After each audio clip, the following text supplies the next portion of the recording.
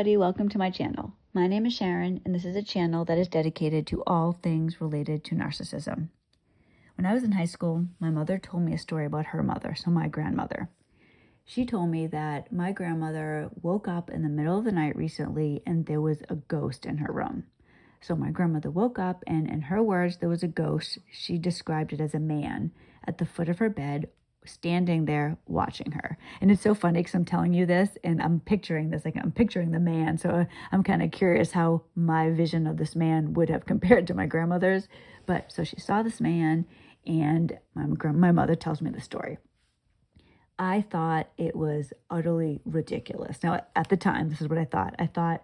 I believed my grandmother thinks she saw it, but I thought, you know what, there's no way. She must have been half asleep. Maybe she was fully asleep. Maybe she was dreaming. Maybe she took too much blood pressure medication. Whatever it was in her head. I didn't think that there was any possibility that this was real. Since then, we're going to fast forward several decades to where I am now, and not only do I believe that it actually really may have happened, I wish I could talk to her about it now to see exactly, what she said. But yeah, this happened to my grandmother, and I grew up in a very secular way. So for something like this, for my grandmother to say that, she had this spiritual encounter, it seemed crazy to me because there was no part of me that could fathom that could exist. I grew up in a secular home. My family was, and I know there's a difference between religion and God. So I don't know. I'm going to tell you, well, I grew up in a home that was anti-religious for sure, looked down on, absolutely. It was actively mocked, religion, church, that type of thing. But I actually don't know if I guess if I had to guess, I would say that my parents are probably atheist or maybe at best heavily agnostic. I don't think they believe, but certainly organized religion was not something that they were keen on at all. Heavy doses of negativity about it growing up. We didn't go to church. I didn't, there was no Bible in the house. There was nothing. I only knew things I heard or saw outside of the home, which had been fragments of this or that. So I entered into adulthood having no background of religion at all. So I was very naive when it came to things like this, that there actually is a spiritual reality. Now, for the scope of today's video, because in future videos, I'm going to talk to you guys because I had a pretty intense experience when I first started finding out about narcissism. A lot of people have said, and I'm in this category as well, that they could not have gotten out of narcissistic entanglements without God. That absolutely 100% is the reality for me as well. But it happened for me in kind of an unusual way because God, the best way for me to describe it to you is he came and got me. He was just there one day. So I'm going to talk about that in other videos, but to keep this video from being 5 hours long, in today's video, I'm going to tell you 5 things that happened to me with my ex, 5 things I personally saw and witnessed that have led me to believe for sure that there is something outside of what you can see, that there is a spiritual reality, that it exists. And I'm going to talk to you about these 5 things today. So tell me what you think. Tell me what you think about these and tell me if you have had this experience yourself. In my personal, humble opinion, and I know that there are different variants of narcissism. Some are malignant, some are, less malignant, but anywhere on the scale of narcissism, if you have cancer, you have cancer. It can be worse, it can be better, but you have cancer. If you're with a narcissist, if there's a narcissist in your life, narcissism is not good.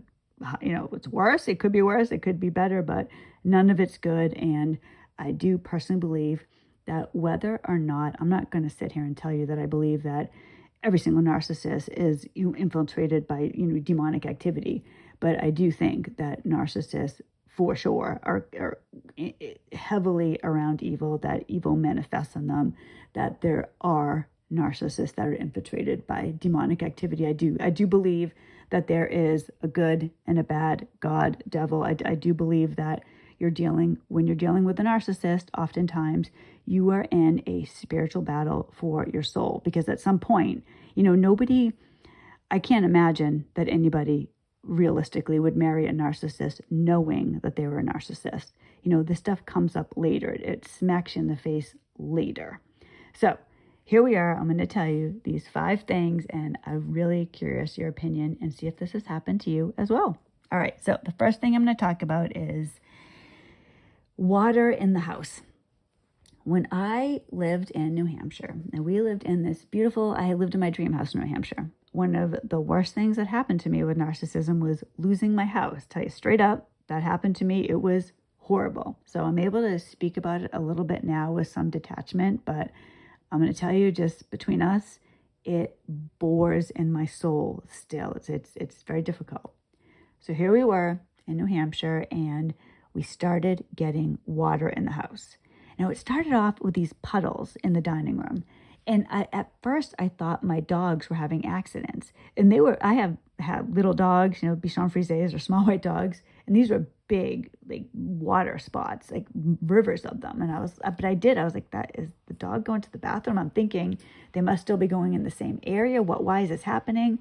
So I'm cleaning this up, and it didn't seem like pee. So when it happened a couple of times, then I'm like literally sniffing it. And I'm like, this is not pee. This is this water. What's going on? Then it manifests into the kitchen, and we'd get puddles randomly in the kitchen. Then it was in the hallway. Then it was upstairs. Then it concentrated around my ex's desk, just puddles of water. Now, when I tell you that there were these puddles of water, they would just randomly show up from nowhere. And then they started coming in the middle of a wall. So you would see, it would just, all of a sudden, there would be the bed. And I have pictures of this. I'm going to put this up on the community page. So look for this later. I do have pictures of this, by the way. I'm going to put this video out, and I'm going to put those pictures up this weekend so people have a chance to watch the video, and you'll see these water pictures. Some of the water pictures I have. I would have a drop of water start in the center of a wall with no pipe, nothing, no moisture. It would just be there, and it would trickle down like a teardrop. And this would happen all the time. When the water started collecting around my ex's desk in the office, it smelled so bad. It was atrocious. I had so many people come over the house to try to fix this. At first I thought it must be because it started in the dining room, which had backed up to the kitchen. So I was like, it must be some type of obviously pipe leak, right? Then it was in the kitchen. So it must be in the kitchen. It has to be near water somewhere. I had plumbers come over. I had general contractor come over. I had a general contractor come over at one point because I had roofers come over. The insurance company came over. I had so many people coming over trying to find out where this came from. I thought maybe a general contractor will know a house better and know where this could possibly be coming from. No, nothing. We never found out where the water came from. Nobody knew. I think people thought I was making it up, but this really happened when my ex and I split up, when he moved out of the house. That was when the water stopped. We were having consistent water for 2 years in this house. We could not find out where it was coming from. It would seep out from under the closet, dripping down the walls. And when he left, that's when it stopped. So water in the house is number 1. The second one I'm going to talk about is voice change. Now, this I have experienced 2 times with my ex. Have you heard people say, now I have not personally experienced this, but that narcissists their eyes can change black when they become angry. And it can happen in this like flash, and it happens in anger. I experienced my ex with a voice change because of, I don't want to say because of extreme anger. I actually think it was a demon manifesting is what I truly believe happened. But he was angry at both these times, and I'll tell you what happened. I can't remember the first time this happened. I was talking on the phone to my ex. We were split up at the time, and I can't remember what it was, but I accused him of something, and he said to me something like, "I didn't do that, Sharon." And the way he said it, I just did a horrible representation of his voice. The way he said it wasn't his voice, and he said it with such anger and hate. It was palpable to me through the phone. It wasn't his voice. And it was like, he said it so quickly, and then he was right back to himself. So it was, have you ever seen what's called the narcissistic stare, where you'll see this like image where they'll be looking at you and you'll see it for a second. This look, you won't forget it if you see it because it bores into your soul. It was like that, but it was with the voice. Now, the second time I heard his voice change, and this was a completely different voice. Now, I'm trying to think of myself. If I could do an accent, maybe, or I guess I could whisper or try to change the pitch of my voice, but there's only so much I can do with my voice. There's only so much anybody can do. But this was it was not his voice. So the second time I was with my daughter.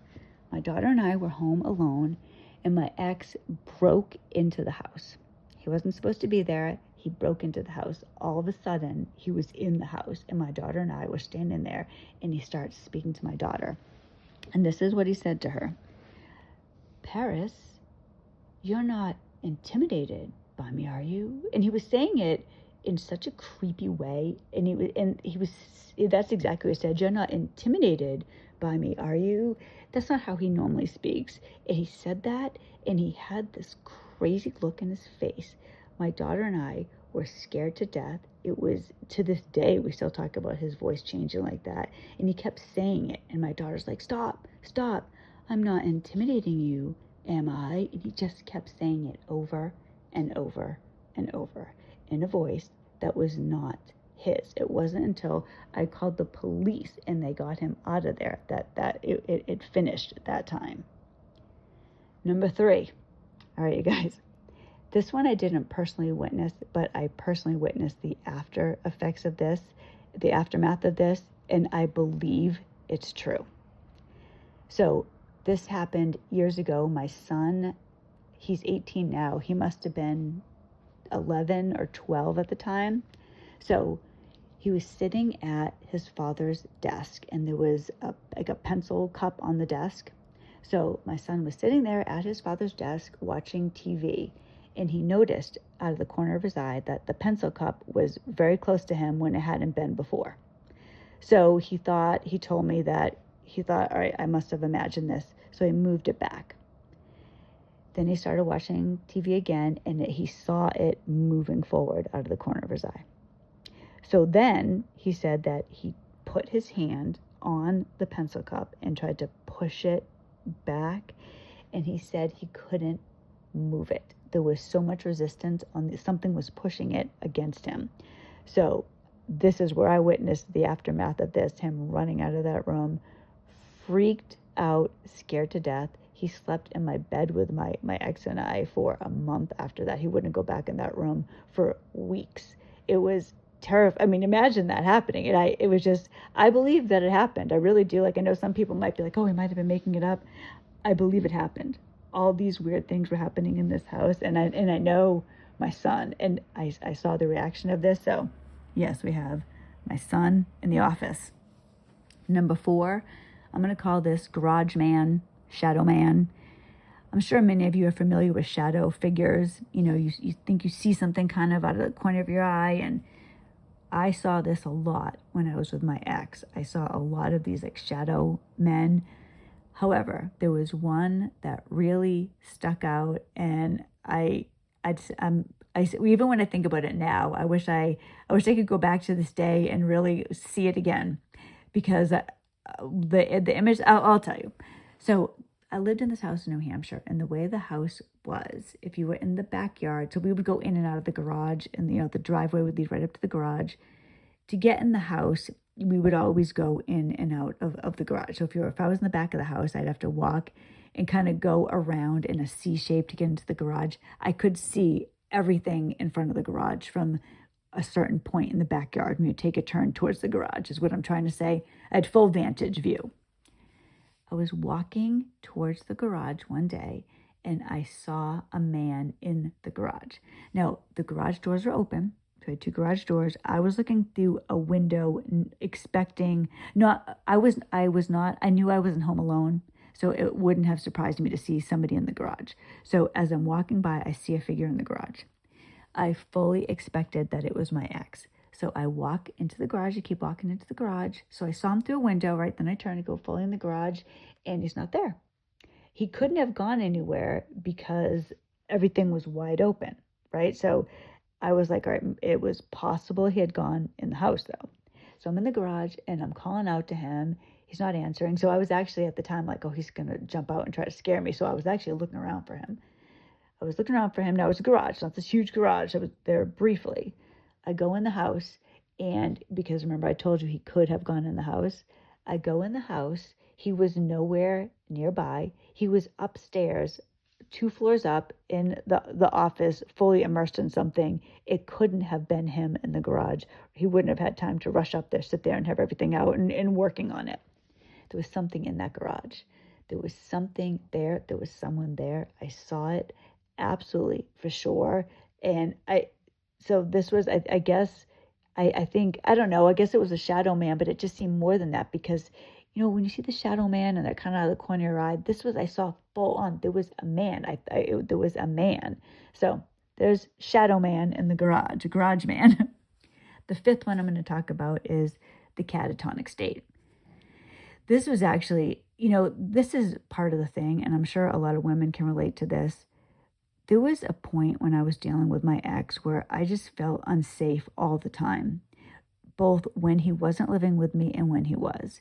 When you're a woman and there's like this size difference, you know, my ex is a lot bigger than me, and it's when you're stuck, when you're dealing with somebody like that and they're in the same house with you, you're in such a dangerous place. And so many of these narcissists, I don't want to say that they're all dangerous, but you don't know which ones are. You don't know which ones could harm you. So when my ex started being in his catatonic state, this was actually terrifying to my kids and I. He went through this time period where he would just sit in a chair and stare at the wall. Now, this sounds weird, but this is what he would do. We used to have this pet rabbit, and we kept him. We had a dining room, but we didn't use it as a dining room. It was kind of, we had it as like good bookshelves and some chairs in there, and we had a huge, like my rabbit lived in there when he was still alive. He had this big cage, we had a rug in there. He'd run around. My ex would sometimes sit in there, stare at the wall, take the rabbit out and put the rabbit like next to him and just sit there petting the rabbit, staring at the wall. There were other times that he would lay on the floor in that room, literally lay there on his back without saying a word, spread eagle, take the rabbit out. This poor rabbit. We eventually we moved the rabbit because of the way my ex, that rabbit didn't seem bothered by it, but it was weird. He would just take this rabbit out, right? Because I don't know why he did this. He probably thought he was exercising the rabbit. I don't know. But he would lay spread eagle on the floor with the rabbit. And the rabbit was just there, like just kind of hopping around, sniffing at him. And he would just lay there. And if you said something to him, he would not reply to you. And you would literally be required to step over him. The kids too. So the kids they would see this. It wasn't like this was a show he put on just for me. He would do this with the kids as well. So he would just get in these catatonic states, just stare, at a wall, say nothing, and it was just absentmindedly petting the rabbit or just staring there. You would say something, he wouldn't respond, he wouldn't look at you. It was creepy.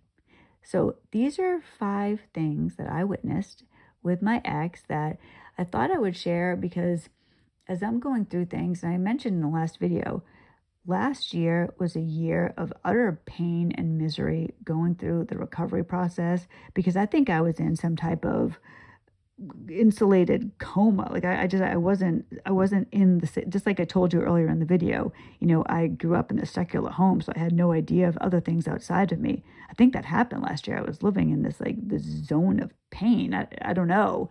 So here I am. I'm going through everything, and I want to go through things because I want to tell you what I learned so that hopefully some of you don't have to learn it the long, hard way like I did. So let me know what you think of these. Let me know. Have you experienced anything like this? What do you think?